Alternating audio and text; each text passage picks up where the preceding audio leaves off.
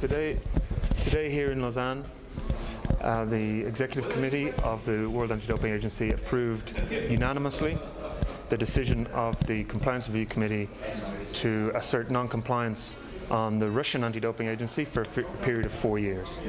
So with that comes certain consequences. These consequences were clearly outlaid previously in advance of the meeting, so they were approved in their entirety. All those recommendations have been approved by the EXCO today, and a number of strict conditions of readmission, reinstating Russia when the time comes. So that's what was decided today, and it was a unanimous decision by all 12 members of the EXCO. What does this mean for Russian athletes?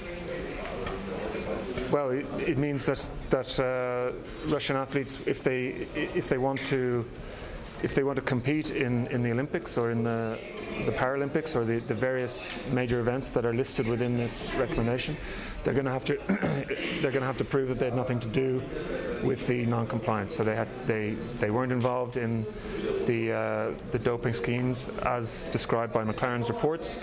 They weren't in any way affected or had their samples or data affected by this manipulation, and a list of other criteria that are contained within the recommendation.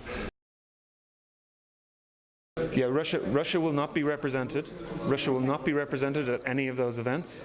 Their flag will not fly, and the Russia Federation will not have a team in any of those events. What I should say is this decision when it comes into effect, the 4 years start ticking. So if RUSADA decide to accept this decision, they have 21 days to take this to CAS. If it goes to the Court of Arbitration for Sport, then only when they make their final ruling if they agree with the recommendations, then only then would the 4 years start. So.